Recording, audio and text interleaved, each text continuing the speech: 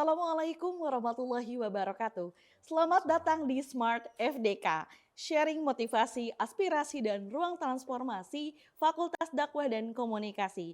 Talk show resmi Fakultas Dakwah dan Komunikasi Universitas Islam Negeri Sunan Gunung Jati Bandung. Talk show ini hadir sebagai ruang inspiratif untuk mengenal lebih dekat mengenai program studi, sivitas akademika, prestasi, inovasi, serta berbagai gagasan yang berkembang di lingkungan Fakultas Dakwah dan Komunikasi. Bagi para calon mahasiswa, mahasiswa aktif, alumni, serta masyarakat luas, Smart FDK akan menjadi jendela informasi yang menyajikan gambaran utuh mengenai keunggulan setiap program studi, peluang karir lulusannya, serta kontribusinya dalam menjawab tantangan zaman. Pada episode kali ini, kita akan mengupas secara mendalam mengenai program studi pengembangan masyarakat Islam. Bersama kita telah hadir dua narasumber yang sangat memahami mengenai perjalanan dan perkembangan dari Prodi PMI ini, yaitu Bapak Dr. Haji Rohman Nur Aziz MAG dan Ibu Dr. Enok Risdayah MAG selaku Ketua Program Studi Pengembangan Masyarakat Islam dan Sekretaris Program Studi Pengembangan Masyarakat Islam. Terima kasih Bapak dan Ibu telah berkenan hadir dalam podcast Smart FDK. Assalamualaikum Bapak. Waalaikumsalam. Nah, selama kurang lebih 30 menit ke depan, kita akan berbincang mengenai sejarah dan profil dari program studi PMI.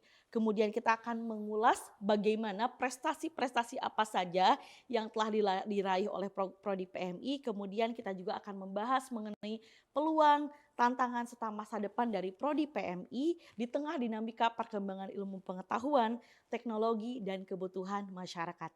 Baik, kita akan mulai pada segmen pertama. Baik, Bapak Ibu, sekali lagi terima kasih kami ucapkan telah berkenan hadir di podcast Smart FDK ini. Dan kita sekarang akan berbincang mengenai sejarah ya, kita akan flashback kepada sejarah. Sebenarnya bagaimana sih sejarahnya berdiri Prodi PMI di Fakultas Dakwah dan Komunikasi UIN Bandung ini, Bapak dan Ibu? Baik, terima kasih Bu Siti Kasmila. Saya izin panggil Bu Mila ya. Iya, siap Bapak. Pertama saya ucapkan terima kasih kepada teman-teman yang memfasilitasi talk show ini. Insya Allah ini bermanfaat pertama untuk keluarga besar PMI dan yang keduanya untuk masyarakat luas. Sehingga tidak mengenal PMI hanya Palang Merah Indonesia, Iya, tapi betul. juga pengembangan masyarakat Islam. Satu prodi yang dulu bagian dari yang pertama digagas oleh Fakultas Dakwah dan Komunikasi. Karena dulu di IAIN, Institut Agama Islam, hanya ada beberapa fakultas awal dan cikal bakal Fakultas Dakwah dan Komunikasi itu jurusan dakwah Fakultas Usuluddin. Tahun 95 setelah dua prodi yang lain berdiri, BKI dan KPI, kemudian didirikan PMI, Pengembangan Masyarakat Islam. Nah, pendirian prodi ini menjawab dari kebutuhan bahwa setiap aktivitas dakwah itu kan harus pakai ilmu ya. Iya, tentu. Nah, diawali dengan proses pemberdayaan. Pemberdayaan yang dikemas dalam ilmu tamkin. Dan ilmu tamkin itu cabang dari ilmu dakwah untuk melakukan pengembangan masyarakat Islam. Betul.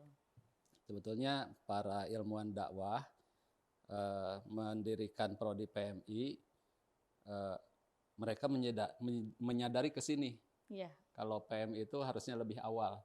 Iya, jadi sebelum nanti ada ceramah melalui public speaking yang diajarkan KPI, bimbingan konseling yang dilakukan oleh BKI ketika ada masalah-masalah dari mulai individu, keluarga, sampai karir segala macam. Kemudian ada manajemen. Nah, yang jadi ujung tombak pertama itu PMI dulu. Membuka lahan dakwah gitu. itu PMI itu. Tahun 95 sampai sekarang. 95 ya Bapak ya. Berarti awal didirikannya itu 1995 ya Pak ya? Betul. Kalau tokoh pendirinya sendiri di FDK UIN Bandung itu siapa Pak? Ya, pendiri di UIN Bandung dulu masih IAIN, itu Pak jelas ya, ilmuwan dakwah terkenal bukan hanya di Bandung tapi di Indonesia, Pak Prof. Saya lebih nyebutnya Prof. Sukriyadi Sambas. Prof. Sukriyadi Sambas ya. Oke, Sukriyadi Oke. Sambas, beliau dekan kedua. Dekan pertamanya tentu saja beliau juga punya andil besar, Iya, ya, Pak Ahmad Subandi betul. almarhum, yang mendorong agar prodi PMI ini berdiri kemudian berkembang.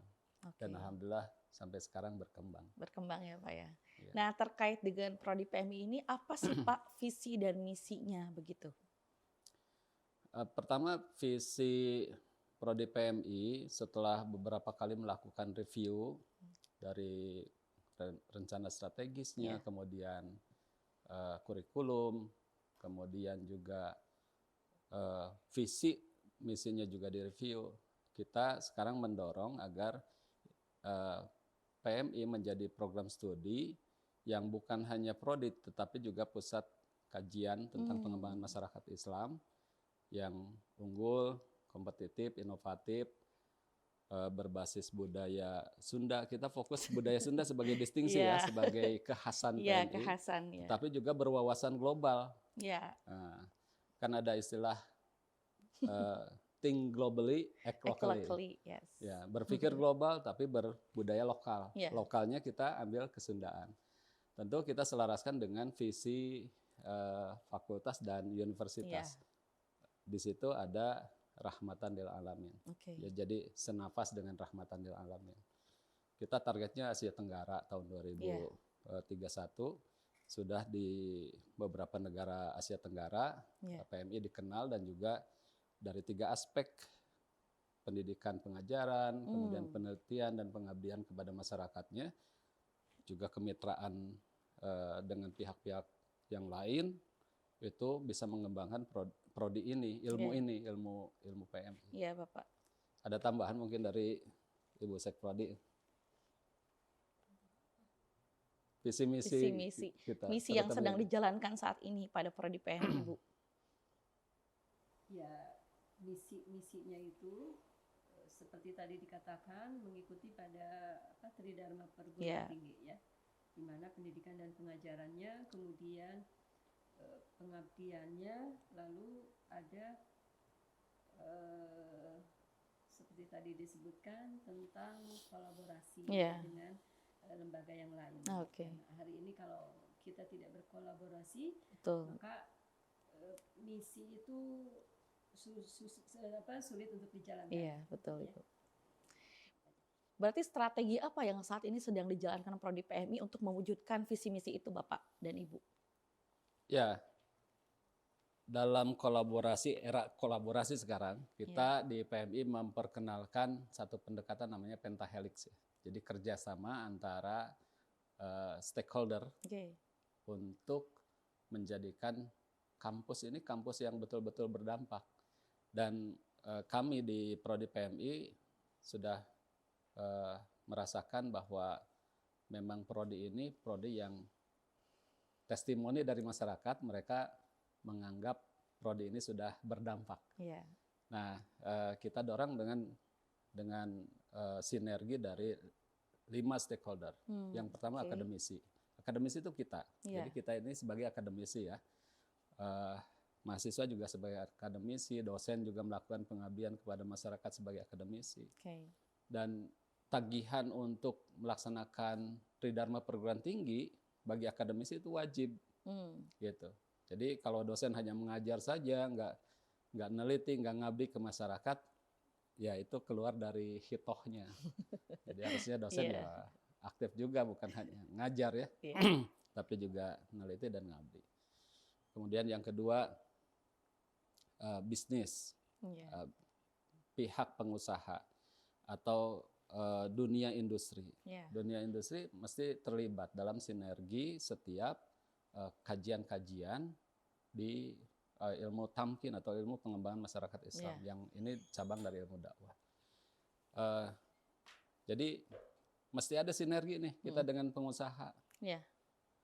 Artinya serapan lulusan alumni PMI dan prodi yang lain itu mesti ada yang mewadahi. Nah, kita persiapkan dari prodi. Kira-kira kerjasama dengan siapa, dengan pihak perusahaan mana, pengusaha mana. Yang ketiga, government. Ya. Government itu pemerintah. Tentu sinergi itu, kolaborasi itu bukan hanya dengan pihak swasta, tapi juga dengan pemerintah. Ini kita sampai ada menterinya kalau pemberdayaan di Indonesia itu sekarang ada Menko pemberdayaan masyarakat ya. Kalau manajemen haji umroh ada Kementerian Haji. Di PMI juga ada Menteri Koordinator Pemberdayaan Masyarakat. Itu relate-nya ke sana. Sampai di tingkat kabupaten kota ada DPMD. Iya, Bapak. Dinas Pemberdayaan Masyarakat Desa. Kemudian juga ada Kementerian Desa. Itu leading sektor yang bisa diajak untuk bermitra dengan kita untuk mengembangkan ilmu ini. Kemudian yang keempat ya. Betul. Itu komunitas masyarakat. Jadi komunitas masyarakat kita senantiasa setiap tahun ada kerjasama dengan desa-desa untuk melaksanakan praktik pengabdian masyarakat. Dengan metode yang kita kuasai, kita ajarkan menjadi kompetensi mahasiswa dan kelak diharapkan itu jadi kompetensi lulusan. Mahasiswa praktiknya di desa. Mereka bersama warga desa bagaimana menjadi warga desa yang baik gitu. Kemudian mendorong perubahan-perubahan di desa dengan metodologi yang sudah mereka kuasai.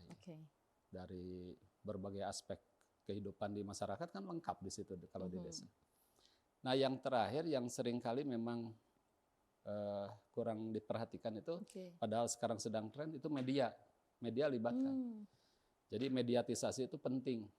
Ya, sekarang ada media sosial, tidak harus, kalau dulu kan harus di koran dan harus bayar mahal, di radio, di TV harus bayar mahal. Enggak, sekarang itu bisa gratisan. Ya cukuplah wifi atau itu. Penting ada kuota. Device-nya ya, Pak. Share untuk publikasi, untuk sosialisasi. Betul. Memperlihatkan bahwa eksistensi kita ada, hadir, dan memperkenalkan berbagai ilmu yang dikuasai oleh mahasiswa PMI. Nah, itu jadi 5 aspek ini. 5 aspek Pentahelix ABCGM. ABCGM ya. Diingat-ingat ya. Bicara lebih jauh mengenai program studi pengembangan masyarakat Islam. Bapak Ibu, seperti apa sih kekhasan atau keunggulan dari prodi PMI ini dibandingkan dengan prodi-prodi lainnya? Ke siapa ini? Silahkan, boleh Ibu, boleh Bapak. Boleh keduanya. Silakan. Baik, bismillahirrahmanirrahim. Sebagaimana tadi sudah dijelaskan juga oleh Ketua Prodinya, bahwa kekhasan yang diusung oleh pengembangan masyarakat Islam yang berada di Fakultas Dakwah dan Komunikasi Universitas Islam Negeri Sunan Gunung Jati Bandung adalah mengambil kearifan lokal Sunda. Ya. Kenapa demikian? PMI UIN Bandung ini ada di daerah Jawa Barat dan Sunda, daerah Jawa Barat itu memiliki budaya yang khas, budaya yang asli, budaya yang otentik, yaitu budaya Sunda. Kalau kita tidak mengambil budaya Sunda, mau ngambil budaya yang mana? Gitu ya. Jadi berkomitmen ke situlah pengembangan masyarakat Islam berkearifan lokal Sunda. Ya, berarti bagian dari identitas PMI ya, Bu ya. Ya, salah satu kekhasan yang diusungnya. Gitu. Nah, sejauh ini capaian akreditasi dari prodi PMI sendiri seperti apa? Akreditasinya untuk saat sekarang periode 2026 sampai 2029 alhamdulillah kita unggul ya. Kita sudah unggul. Jadi PMI sudah unggul. Gitu. Dan sejauh ini prestasi akademik apa saja yang sudah diraih oleh mahasiswa prodi PMI? Tentang prestasi mahasiswa.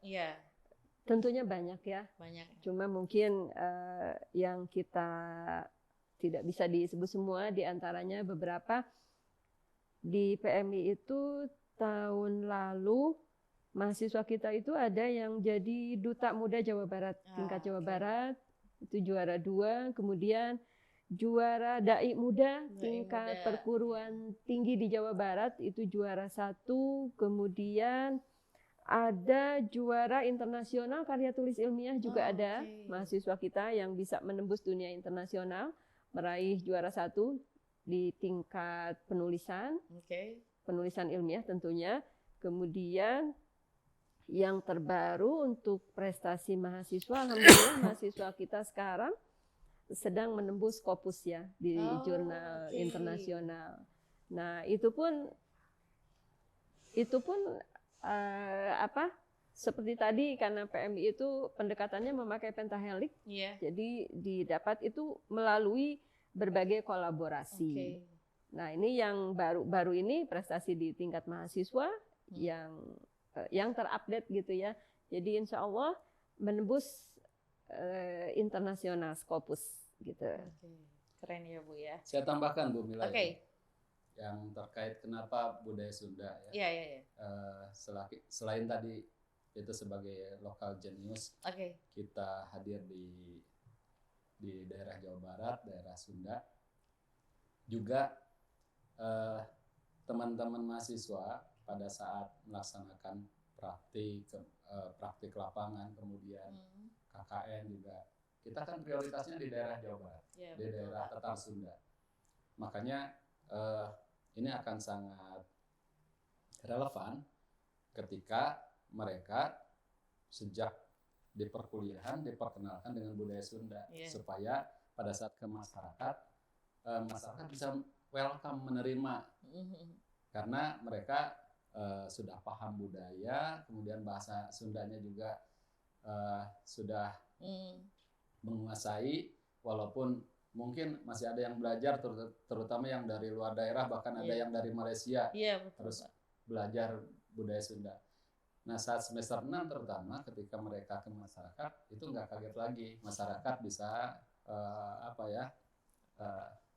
bisa menerima, kemudian saat mereka melakukan implementasi metodologi yang sudah dikuasai, itu harmoni dengan masyarakat, sehingga apa yang diharapkan untuk melakukan pemberdayaan masyarakat itu bisa tercapai.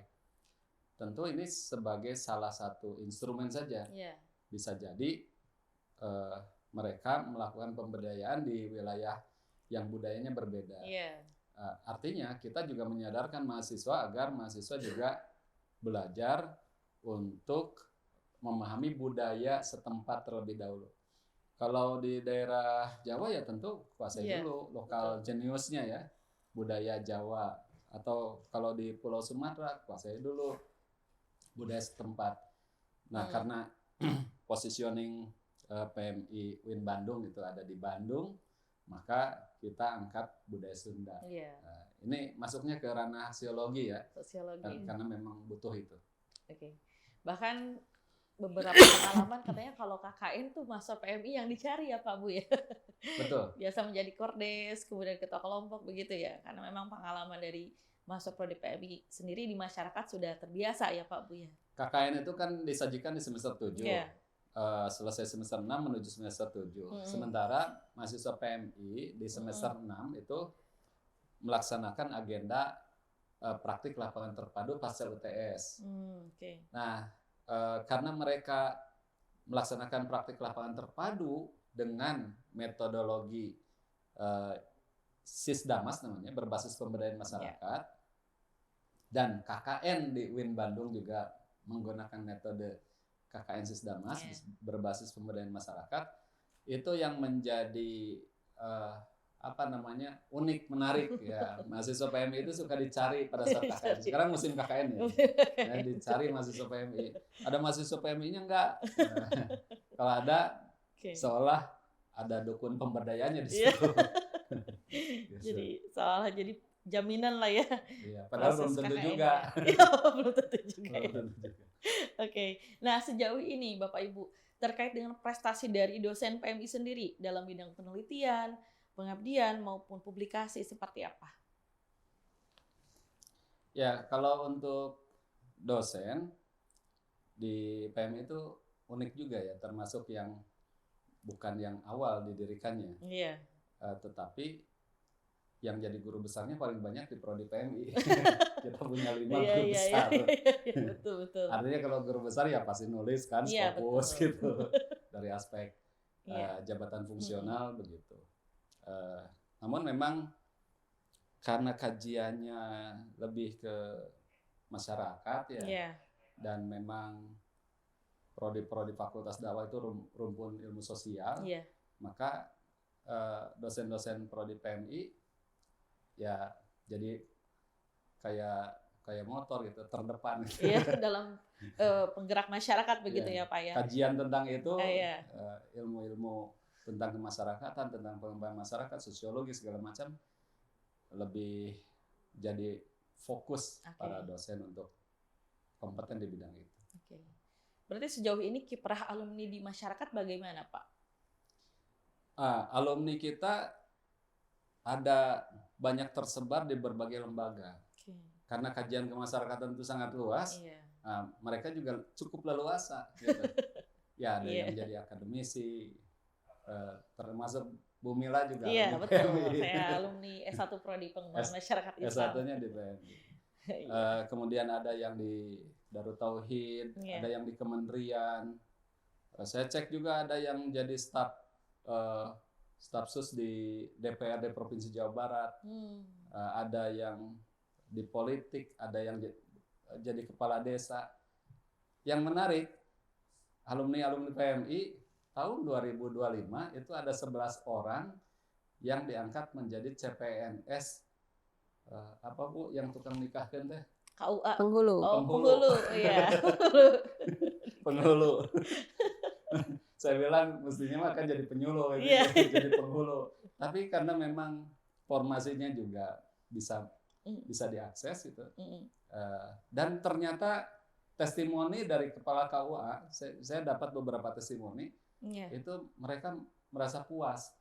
Alumni PMI itu cepat belajar katanya dan bisa. Dan memang mereka belajar fikih dulunya, belajar juga fikih. Termasuk fikih munakahat. Jadi nikahkan bisa gitu. Iya, segala bisa ya. Segala bisa. Sejauh ini adakah alumni dari PMI yang menjadi tokoh nasional maupun tokoh internasional? Kalau tokoh nasional yang menonjol kami belum ada. Tapi kiprah mereka itu di kancah nasional internasional ada.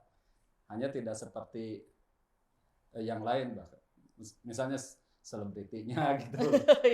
Atau influencer gitu ya. Influencer. Ada loh Pak, saya tahu salah satu alumni dia jadi duta apa ya di Purwakarta itu Pak. Ya. Siapa namanya lupa? Tanisa. Siapa Tanisa, ya? Tanisa betul. Betul. Nah, seperti itu. Jadi tokoh muda, ya. tidak apa namanya sampai viral gitu. Tetapi kiprahnya ada di nasional, di internasional juga ada. Ada beberapa yang kuliah di luar negeri gitu. Ada yang dapat penghargaan internasional gitu. Tanisa itu kan dia concern sejak mahasiswi, sejak kuliah untuk pemberdayaan masyarakat di daerah Jatiluhur. Untuk ngurus eceng gondok. Eceng gondok yang dianggap apa ya? Limbah gitu.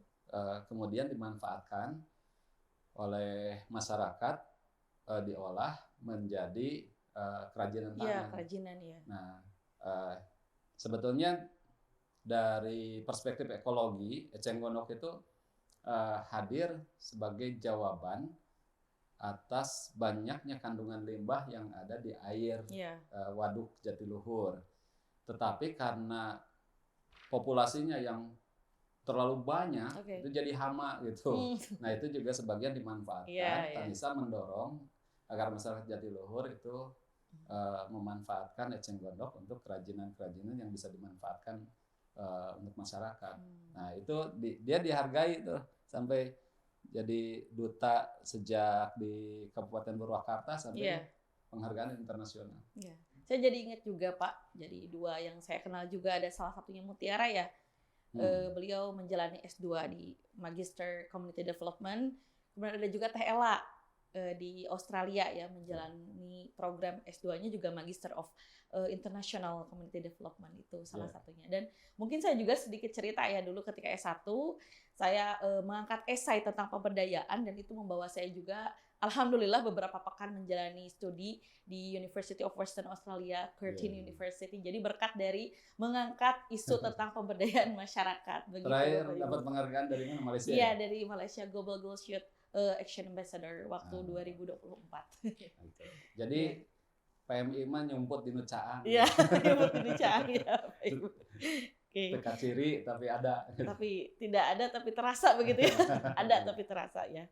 Oke. Nah, terkait dengan berbagai prestasi yang tadi kita bahas Bapak Ibu, kira-kira faktor apa sih yang dimiliki oleh mahasiswa prodi PMI sehingga banyak mendapatkan prestasi dari berbagai bidang tersebut begitu? Ini Ibu nih yang Ibu dekat sama mahasiswa.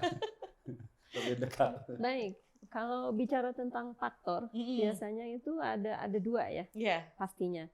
Ada faktor internal dan ada faktor eksternal. Nah, kenapa sih mahasiswa kita bisa meraih berbagai prestasi mungkin ya, walaupun mungkin kalau dibandingkan dengan prodi yang lain juga belum begitu besar, belum begitu tinggi gitu ya. Tapi kita bangga dengan anak-anak kita. Gitu. Secara internal, anak-anak kita dibekali dengan kasih sayang gitu ya. Jadi kita merawat mereka itu dengan penuh kasih sayang tentunya. Sesuai dengan gagasan sekarang yang rahmatan lil alamin. Kemudian di samping itu mereka dibekali juga dengan ilmu agama, ilmu agama yang secara jelas-jelas kalau di pengembangan masyarakat Islam itu memiliki SKS yang cukup banyak. Bila dibandingkan dengan di perguruan tinggi negeri yang lain gitu ya, mereka cukup mendapatkan pelajaran PAI, mungkin di sebagian perguruan tinggi, tapi di kita kan pengetahuan tentang agamanya itu dirinci bisa sampai sepertinya lebih dari anak-anak kita dibekali dengan 40 SKS kurang lebih itu tentang pengetahuan keagamaan gitu ya. Kemudian di samping itu kita juga membekali mereka dengan coba buka mata kita keluar supaya kita bisa melihat dunia yang lain itu seperti apa begitu ya. Nah, kemudian itu di antara faktor-faktor internal yang ada. Kemudian secara eksternalnya yaitu tadi kita mempersiapkan mereka itu supaya mampu bersaing dengan dunia luar. Mungkin dibekali dengan beberapa program tadi itu ya. Ada yang secara formal itu di FDK ada yang namanya PPL, praktik profesi lapangan, dan apalagi kalau di PMI kan ditambah juga dengan PLT-nya gitu, dengan praktik lapangan terpadunya yang itu tidak didapatkan mungkin di prodi yang lain, gitu ya. Nah dari situlah mahasiswa kita mengenal berbagai kehidupan nyata yang mungkin agak berbeda dengan di ruang-ruang kelas. Jadi pelajaran-pelajaran yang real yang mereka dapatkan di luar sana. Dosen-dosen mereka adalah para, misalnya kalau di desa itu dosen-dosen mereka itu para kepala desa, para perangkat desa, kemudian tokoh-tokoh agama, tokoh-tokoh masyarakat yang senior. Nah, jadi dari situ mereka bisa melihat seperti apa kiprah mereka, seperti apa mereka mengayomi masyarakat, gitu ya. Nah, saya pikir itu salah satunya yang kita berikan kepada mahasiswa-mahasiswa kita. Berarti bobot praktik lapangannya cukup banyak begitu ya Pak Bu ya? Ya.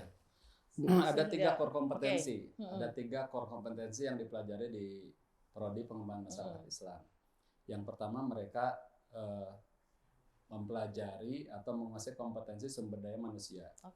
Jadi kajian-kajian tentang sumber daya manusia dari mulai ibadah skill sampai life skill gitu, mereka harus kuasai. Yang kedua sumber daya ekonomi. Mereka belajar tentang bagaimana sumber daya ekonomi di masyarakat dan bagaimana cara mengembangkannya Oke. agar ekosistem ekonomi yang ada di masyarakat desa terutama itu bergerak. Kemudian yang ketiga sumber daya lingkungan. Jadi bukan hanya sosial dan ekonomi, lingkungan juga diperhatikan. Makanya ada mata kuliah AMDAL, analisis mengenai dampak lingkungan. Mereka juga belajar teknologi tepat guna sanitasi lingkungan. Mereka juga belajar ilmu kesehatan masyarakat. Gitu. Jadi semua dikuasai 3 aspek itu di Prodi PMI. Sehingga jangan heran kalau di Prodi PMI itu juga mereka diperkenalkan bagaimana cara pengelolaan sampah gitu. Sampah organik, sampah anorganik, intervensinya harus seperti apa di masyarakat. Nah, jadi 3 core kompetensi itu yang kita kembangkan gitu agar mahasiswa PMI sejak dia semester 1 sampai lulus jadi sarjana betul-betul menguasai bagaimana cara melakukan mobilisasi perubahan-perubahan ke arah yang lebih baik di masyarakat. Dan mungkin tambahan satu lagi, kita membekali mereka itu dengan action research ya. Jadi ketika mungkin program yang lain hanya cukup di penelitian saja, makanya sejak 2 tahun yang lalu, ini tahun ketiga kita ya di program studi, penelitian kita itu harus berbasis aksi. Gitu. Jadi tidak hanya meneliti saja, mereka juga harus terasa dampaknya ketika sedang melakukan penelitian di satu wilayah misalnya. Dan ini sebenarnya tidak mudah. Saya sebagai dosen juga selama ini membimbing mahasiswa itu berbeda. Berbeda ya antara kita membimbing skripsi yang dengan penelitian yang biasa dengan yang penelitian yang action research ini. Jadi kita selalu menanyakan apa dampak yang dirasakan oleh masyarakat dengan kehadiran Anda meneliti di situ.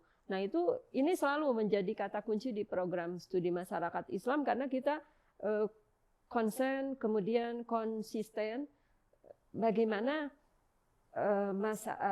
mahasiswa-mahasiswa kita itu terasa kehadirannya di masyarakat gitu ya. Kita mungkin menuju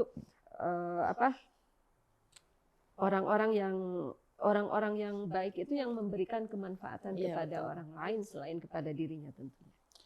Dulu Bu Mila kan Prodi PMI. Praktiknya dulu di Kuningan ya.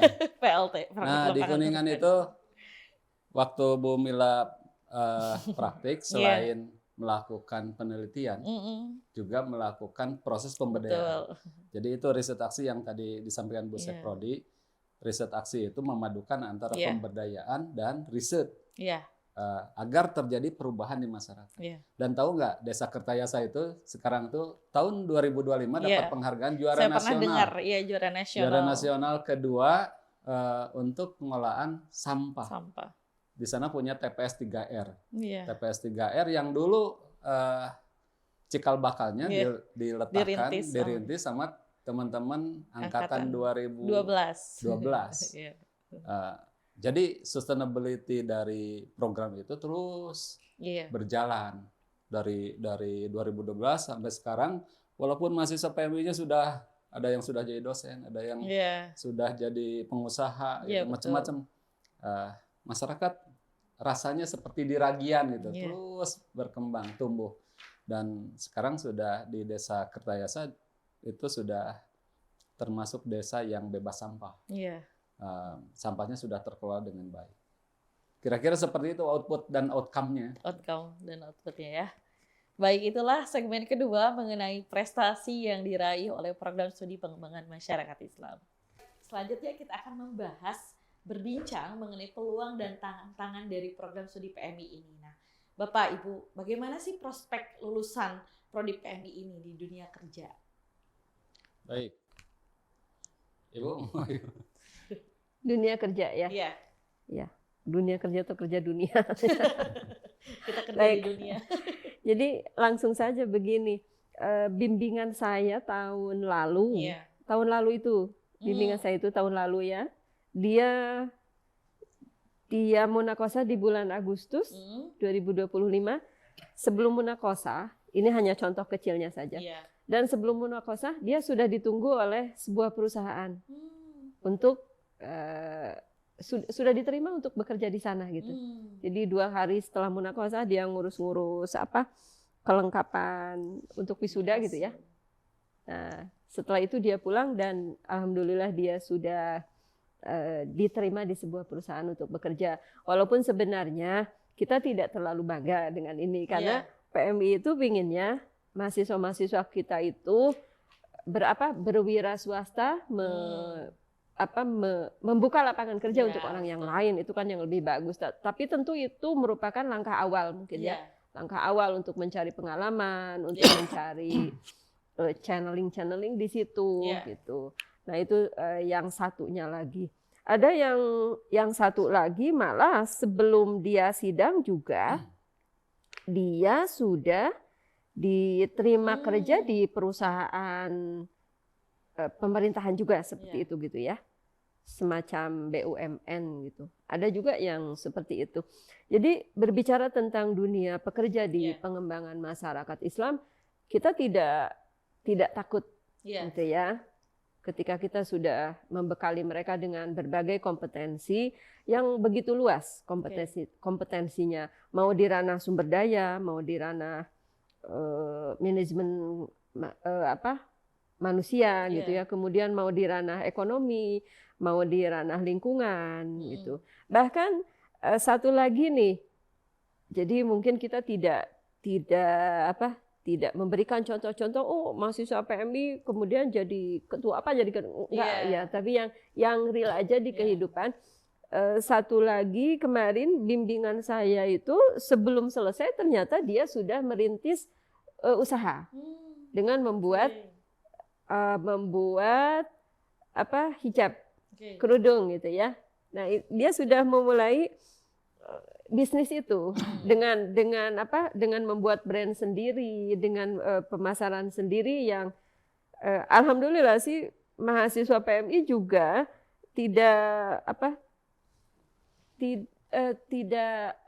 artinya mengikuti perkembangan di dunia usaha. Misalnya mereka juga mengenal marketing digital marketing gitu ya. Nah, itu salah satunya kalau berbicara tentang dunia kerja gitu untuk di pengembangan masyarakat Islam. Intinya pengembangan masyarakat Islam ada yang jadi pengusaha, kemudian ada yang jadi penggerak lingkungan, ada yang jadi kemudian ada yang jadi ASN juga banyak gitu ya tentunya. Itu ya intinya seperti itu gitu. Jadi insya Allah kuliah di pengembangan masyarakat Islam itu tidak akan kehabisan job gitu ya. Yang penting kitanya kan tadi di prodinya itu harus kreatif, inovatif gitu. Ya. Saya tambahkan. Ada 3 profil lulusan di prodi pengembangan masyarakat Islam. Yang pertama, lulusan PMI itu diarahkan untuk jadi fasilitator pemberdayaan masyarakat. Maka mereka dengan bekal metodologi yang mereka kuasai dalam pemberdayaan masyarakat saat kuliah sampai mereka praktek sampai dianggap kompeten. Nah, itu diharapkan menjadi modal mereka untuk menjadi fasilitator pemberdayaan. Banyak lulusan yang sudah tersebar di instansi pemerintah dan swasta dan mereka bergabung dengan tim fasilitator pemberdayaan masyarakat. Program pemberdayaan masyarakat itu banyak sekali, hampir di setiap kementerian ada program pemberdayaan masyarakat, sehingga tidak kekurangan lahan untuk lulusan pekerja untuk lulusan PMI untuk bekerja di berbagai lembaga yang concern di bidang pemberdayaan masyarakat. Yang kedua, mereka juga profil lulusannya diarahkan untuk menjadi analis sosial. Maka selain ada mata kuliah analisis sosial, juga ada mata kuliah yang mendukung agar mereka menjadi analis sosial. Analis sosial itu kan mereka akan menjadi tempat bertanya konsultan untuk bagaimana program-program di masyarakat, program pembangunan yang sifatnya fisik dan non fisik itu betul-betul sinkron dengan kebutuhan manusia. Jadi ini semacam apa ya, penguasaan terhadap ekologi manusia. Kemudian yang ketiga, mereka juga tadi jadi entrepreneur ya, Islamic entrepreneurship. Mereka didorong agar menjadi entrepreneur yang muslim. Nah, jadi bukan hanya entrepreneur, tapi kalau bisa Muslimpreneur begitu ya. Muslimpreneur ini non ribawi gitu. Yang betul-betul apa namanya, menciptakan usaha-usaha, menciptakan lapangan-lapangan kerja, bukan hanya bekerja tapi menciptakan lapangan kerja, dan kehadiran mereka saat mereka menggarap bidang-bidang usaha itu bermanfaat bagi masyarakat dengan kerangka pengembangan masyarakat Islam. Islamnya itu betul-betul diperhatikan, jadi perspektif gitu. Saya kira itu. Tadi sempat dibahas juga ya, sedikit disinggung oleh Ibu mengenai era digital begitu ya. Nah, seperti apa sih tantangan terbesar dari program studi PMI ini dalam menghadapi era digital maupun era artificial intelligence pada saat ini begitu ya? Di review kurikulum yang baru, kita ada beberapa perubahan, dan itu hasil dari FGD kita dengan alumni, dengan stakeholder, masukan-masukannya. Di antaranya itu yang terkait dengan era digital, kemudian digitalisasi, termasuk AI gitu, CAI ya. Nah, sampai ada yang revolusioner di PMI, saya tidak tahu di prodi yang lain. Kalau saya memandangnya ini sangat revolusioner. Di semester 2 disajikan mata kuliah Medlit AI. Medlit berbasis AI. Kenapa Medlit disajikan di semester 2? Karena masukan dari teman-teman dan alumni, realnya kenyataan perkuliahan sekarang itu mahasiswa segalanya pakai AI. Yang bahaya itu segalanya. Mahasiswa nanya pakai AI. Jawabnya juga pakai AI. Di diskusi itu begitu. Minta waktu dulu, nanya ke AI, yang jawab AI.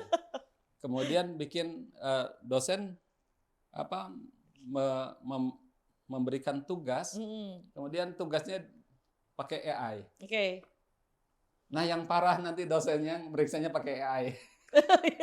Jadi ini yang kuliah siapa gitu. Maka kita ingin ada perubahan mendasar. Sudahlah, AI itu jadi asisten kita. Maka ajarkan cara meneliti sejak semester 2, sejak mereka awal kuliah, agar terbiasa dengan mini research. Nah, jadikan AI itu sebagai asisten. Bukan setara. Kalau asisten itu di bawah gitu. Kita yang mengendalikan ya Pak ya. Nah, di samping itu juga filsafat ilmu disajikan di semester 2. Jadi belajar filsafat ilmu, juga belajar Medlit. Harapannya di semester 3 mereka tidak ketergantungan dengan AI. Tapi AI dimanfaatkan untuk membantu. Namanya juga pembantu. AI itu sebagai pembantu. Bukan gitu. Nah, sampai ke digitalisasi yang paling substantif di PMI itu, kita ada mata kuliah GIS, Geographic Information System.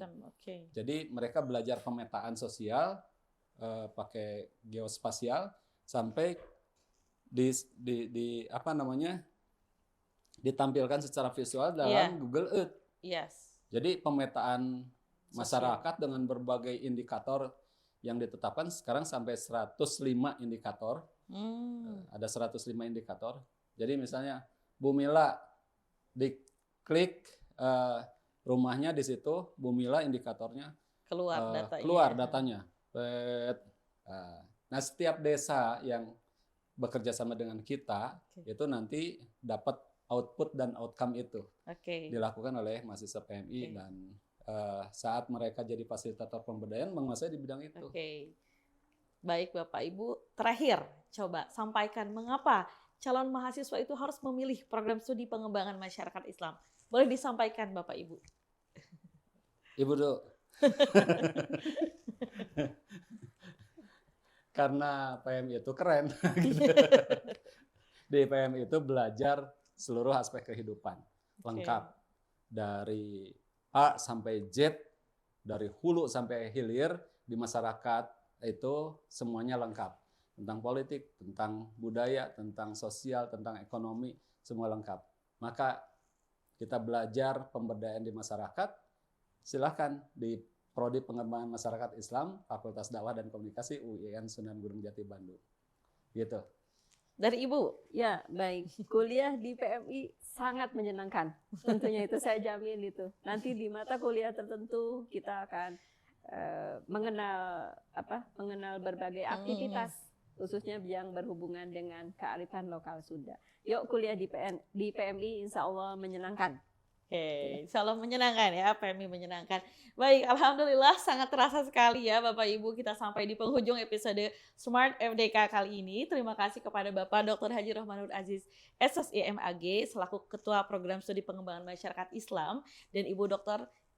Saya hampir menyebut Hajah, insya Allah segera ya, Ibu Dr. Nokris Dayah, MAG, selaku Sekprodi Pengembangan Masyarakat Islam, atas berbagai informasi, pengalaman, dan juga inspirasi yang telah dibagikan kepada kita semuanya.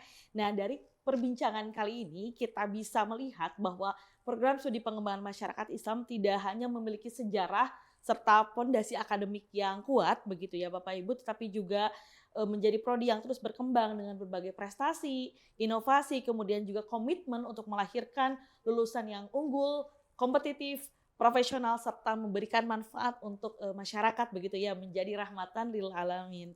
Nah, semoga perbincangan ini menjadi referensi bagi para calon mahasiswa dalam menentukan pilihan studinya ya, sekaligus memberikan gambaran yang lebih utuh mengenai potensi dan prospek program studi yang ada di lingkungan Fakultas Dakwah dan Komunikasi UIN Sunan Gunung Jati Bandung. Kepada seluruh pemirsa, jangan lupa untuk terus mengikuti episode-episode Smart FDK berikutnya. Masih banyak program studi menarik yang akan kami hadirkan lengkap dengan segala cerita, prestasi, dan peluang di masa depan.